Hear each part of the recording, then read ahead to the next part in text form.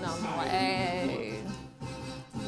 Let me upgrade you with my big secret for how to scale your sales team.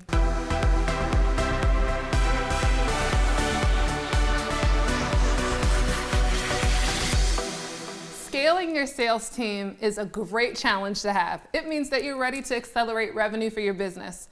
First and foremost, though, let's talk about the infrastructure required to scale your sales team and ensure that you're ready. Kelly, you mind jumping in and talking about the outside of scaling your sales team? Yes, a lot of times business owners hire way too late. So it's all about making sure that when you map out those big revenue goals, you do those sales projections, you really understand what team it's going to take to be able to hit those goals. So hire sooner than later, hire proactively rather than reactively. I love it. I love it. That's a big thing. And it's a challenge. Like I know for us internally with our own business, you see needs, but I know the market's tight. So any suggestions too, when we're talking about a tight market and individuals having so many options, any examples or just best practices you have for how to get ahead of it potentially?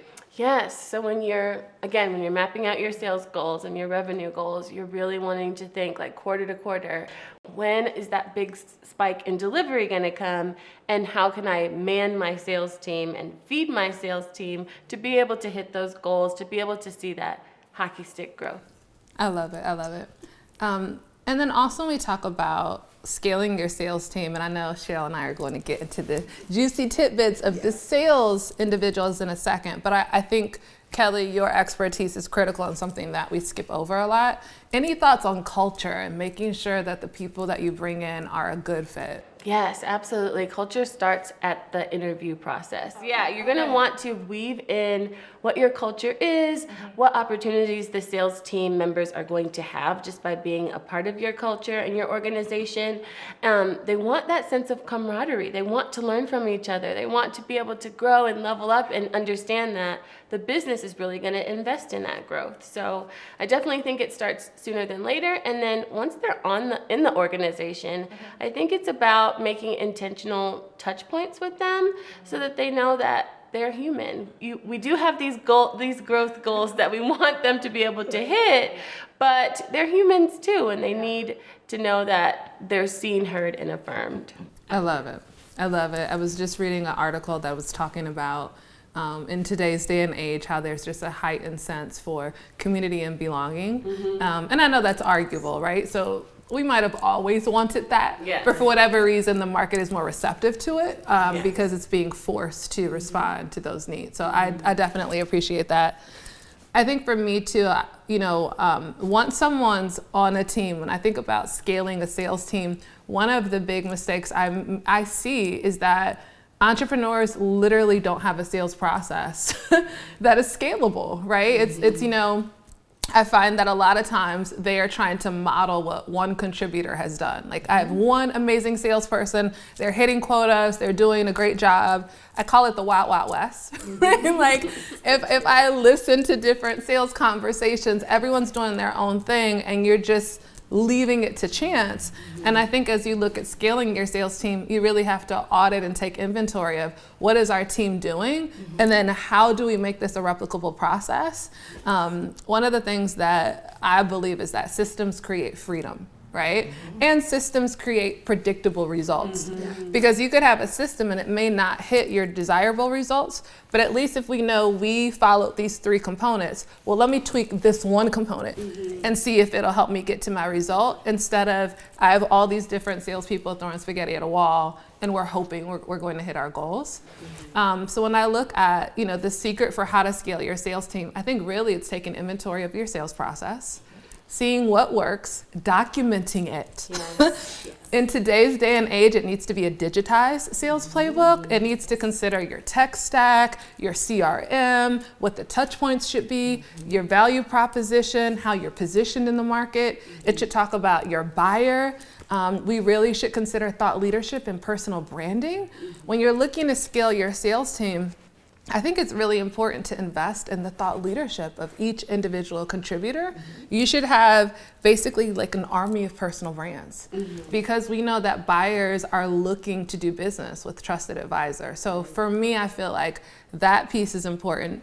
And I know in the big money movement, it reminds me of one of our clients, Desiree, who's scaling her sales team.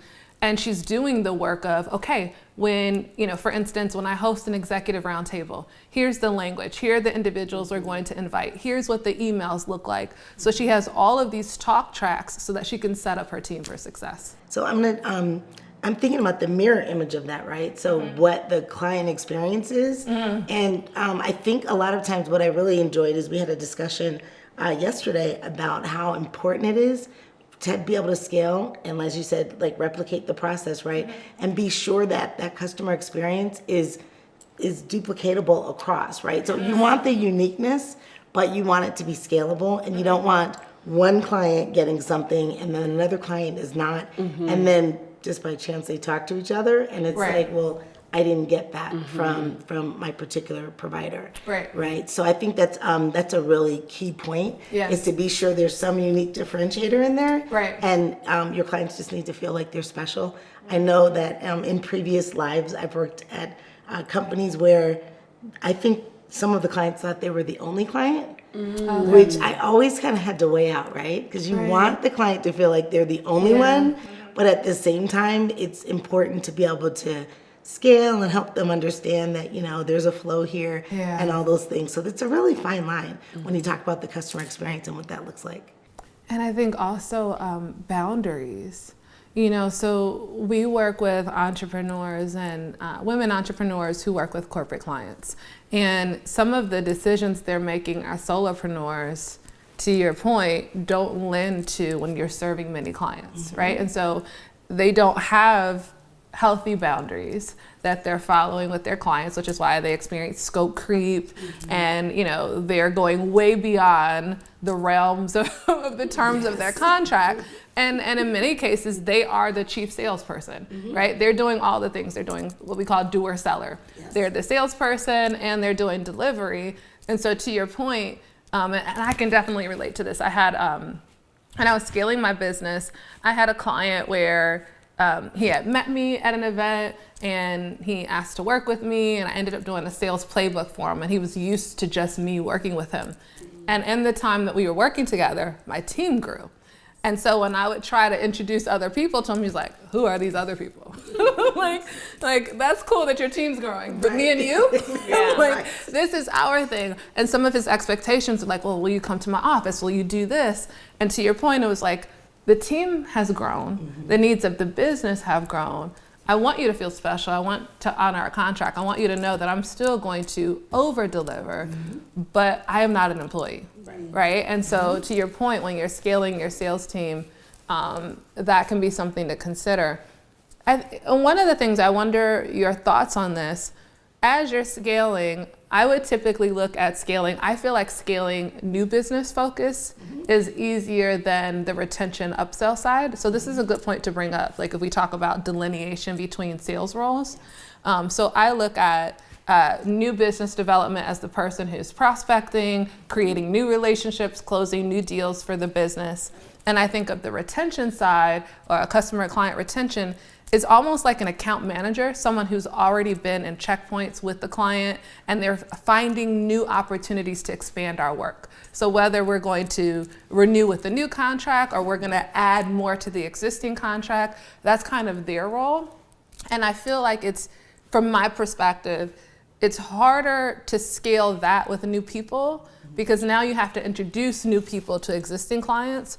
Whereas if I bring in a new business development person, I'm like, go out, build your own big book of business, and all they're going to know is you. Yes. What are you all's thoughts on that? That makes a lot of sense from the perspective of just where you spend your time and energy, because that is part of the ROI, right? So if you're going to spend your time and energy, you want to spend it where you're going to get the biggest bang. Right. And then, as you mentioned, really you're looking at pipeline, right? So new business, and then flowing it in, and then you can continue to expand that account management side so that the touch points can be different people. Right. And I know that there's sometimes a good model where you have a primary account manager and a secondary, and so that the client actually knows both. Right. But the primary is obviously the lead. But if the primary is on vacation, Right. the secondary can step right in, and they know the name, they know all those things. So we're talking about scaling. This is like big scaling. Right, it is. When you start having primaries and secondaries, it's a little bit different than just adding one person.